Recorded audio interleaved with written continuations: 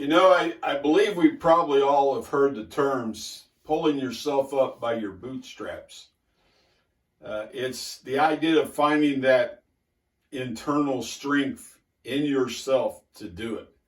The song, I Did It My Way, that kind of thinking process. But when you think about that, when it comes to the Lord's favor, who he favors, it really has nothing to do with inner strength. And God wanted his people to know that.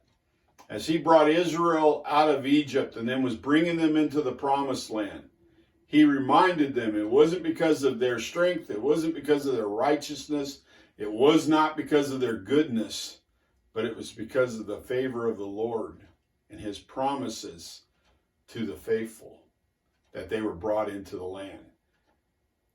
Deuteronomy chapter 9, verse 4. He's talking to the nation of Israel here. It says, "Do not say in your heart, after the Lord your God has thrust them out before you, it is because of my righteousness that the Lord has brought me in to possess this land, whereas it is because of the wickedness of these nations that the Lord is driving them out before you. Not because of your righteousness or the uprightness of your heart are you going in to possess their land. But because of the wickedness of these nations, the Lord your God is driving them out before you, and that he may confirm the word that the Lord swore to your fathers, to Abraham, to Isaac, and to Jacob." Remember, God promised Abraham. And it says, and Abraham believed him. And because he believed in the promise of God, he was declared righteous. It was faith. It was his faith in the word, the promise of God, that brought righteousness, not his own moral abilities.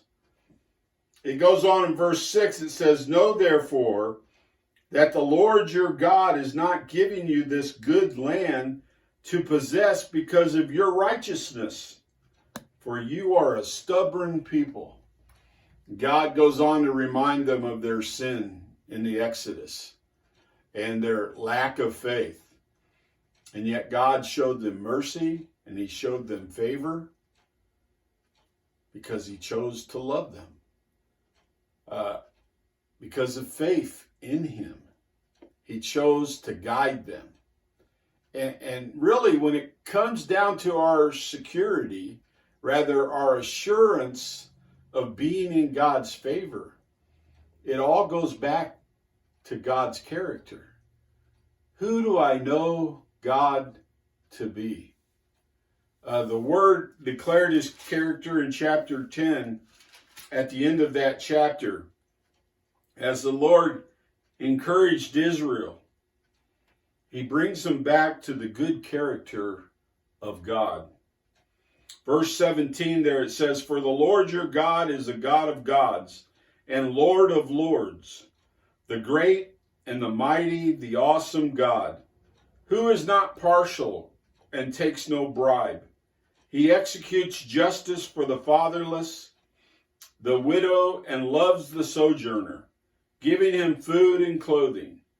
Love the sojourner, therefore, for you were sojourners in the land of Egypt.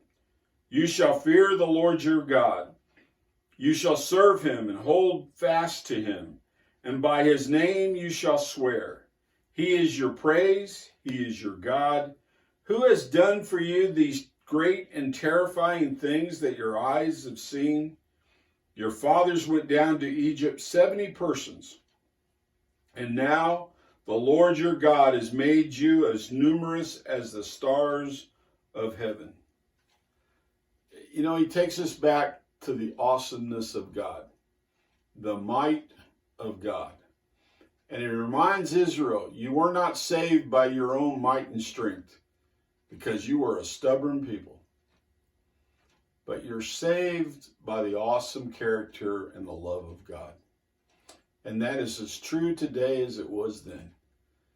We are saved by the awesome character and the love of God. Let's place faith through Christ in the true God of the universe. Until we meet the Lord in the air, keep looking up.